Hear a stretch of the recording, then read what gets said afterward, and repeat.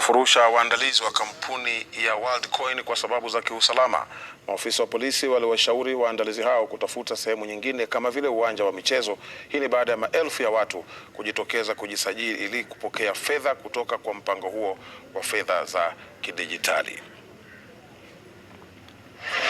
Nje ya jumba la mikutano KICC, foleni ndefu kutoka barabara ya City Hall hadi ile ya Bunge. Utadhania ni siku ya uchaguzi mkuu.